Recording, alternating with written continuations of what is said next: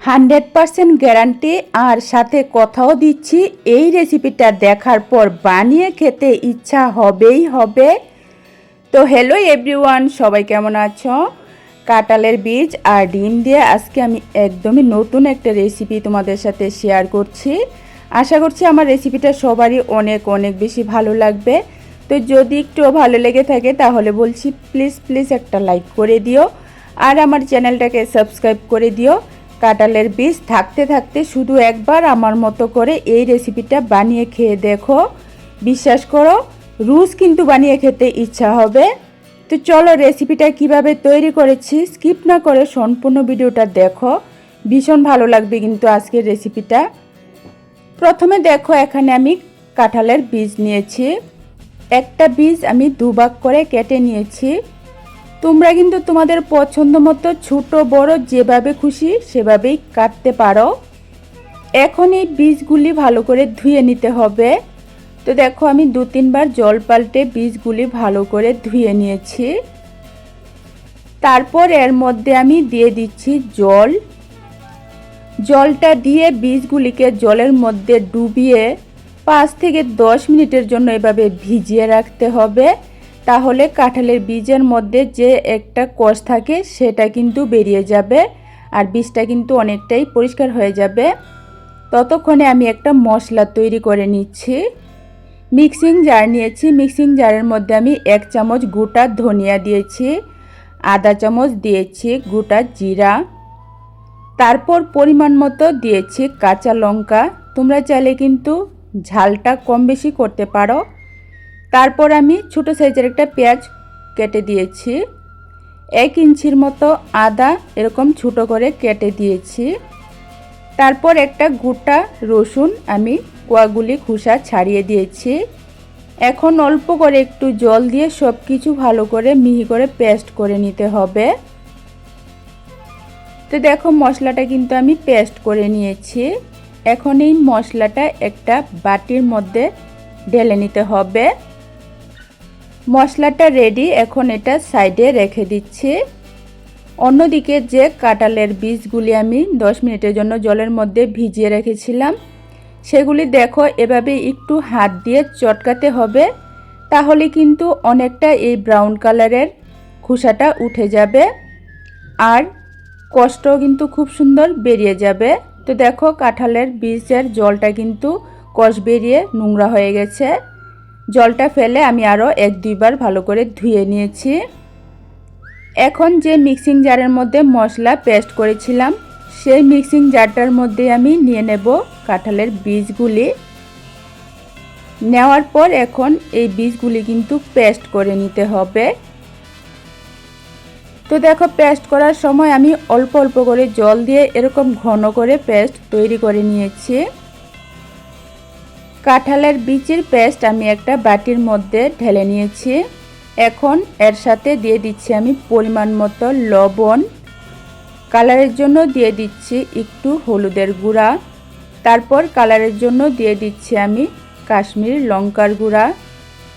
এখন যে মশলাটা আমি পেস্ট করে রেখেছিলাম সেই মশলাটার থেকে দিয়ে দেব 2 চামচ মশলা।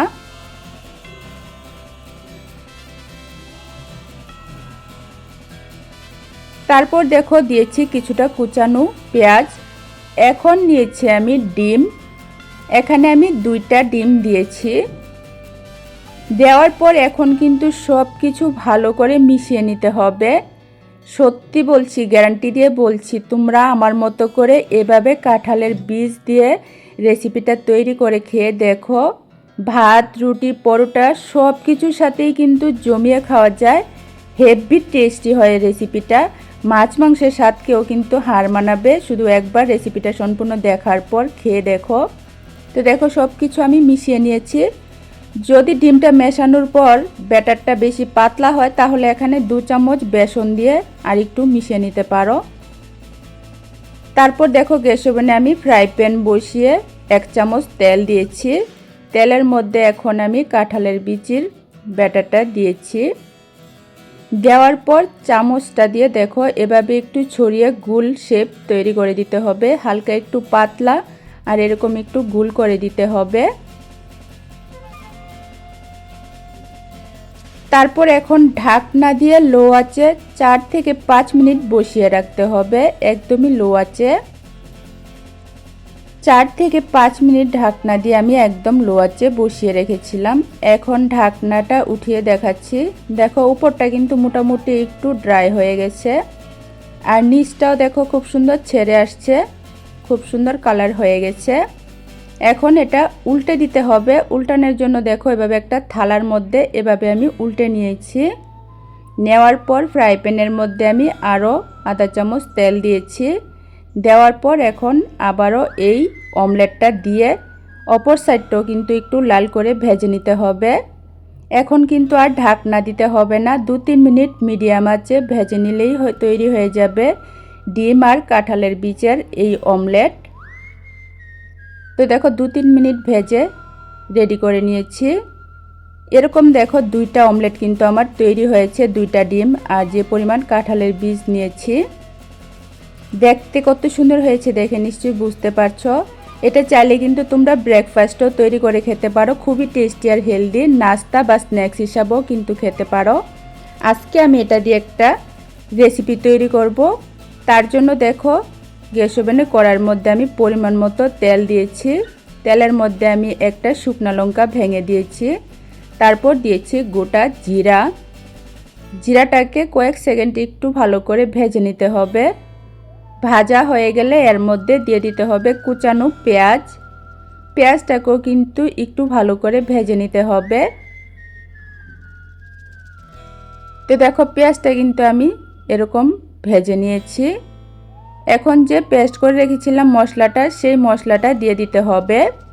দেওয়ার পর এখন আমি কালারের জন্য আধা চামচ কাশ্মীরি লঙ্কার গুঁড়া দিয়েছি, তারপর দিয়েছি হলুদের গুঁড়া। এখন কিন্তু এই মশলাটাকে ভালো করে কষাতে হবে। গ্যাসের আঁচটা মিডিয়ামে রেখে অনবরত নাড়াচাড়া করে এই মশলাটাকে ভালো করে কষাতে হবে। তো দেখো মশলাটা কিন্তু অনেকটাই আমি কষিয়ে নিয়েছি। এই অবস্থাতে এর মধ্যে দিয়ে দিচ্ছি আমি একটা টমেটো ছোটো করে কেটে, তারপর দিয়ে দিচ্ছি পরিমাণ মতো লবণ দিয়ে এখন আবারও কিন্তু ভালো করে কষাতে হবে। মশলা কষানো যত ভালো হয় রেসিপিটা কিন্তু ততই বেশি টেস্টি আর খুবই মজার হয়। তার জন্য বলছি মশলাটাকে একটু ভালো করে কষিয়ে নেবে। তো দেখো মশলাটা কষিয়ে নেওয়ার পর আমি অল্প করে একটু জল দিয়েছি যাতে মশলাটা পুরা লেগে না যায়। জলটা দিয়ে এখন ঢাকনা দিয়ে লো আঁচে 3-4 মিনিট বসিয়ে রাখবো যাতে মশলাটা সিদ্ধ হয়ে যায় আর কষানোও ভালো হয়ে যায়। অন্যদিকে যে কাঁঠালের বীজ আর ডিম দিয়ে আমি অমলেট তৈরি করে রেখেছিলাম সেগুলি এখন পিস পিস করে কেটে নিতে হবে।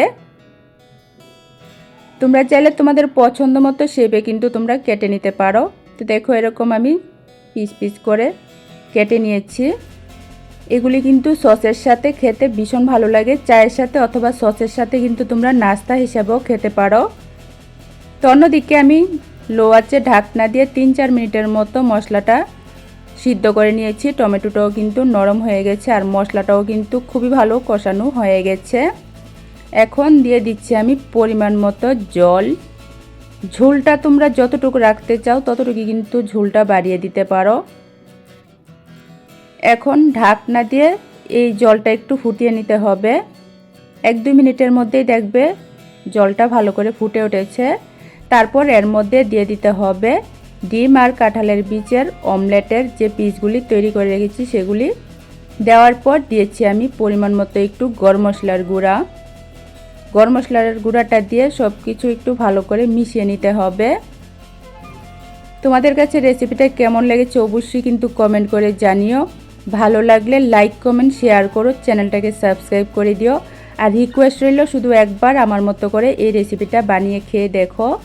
তো সব কিছু মিশিয়ে এখন ঢাকনা দিয়ে 3-4 মিনিট সিদ্ধ করে নেব। অন্যদিকে দেখো অমলেটের কিছু পিস আমি রেখে দিয়েছি আমার বাচ্চাদেরকে টিফিনে দেওয়ার জন্য।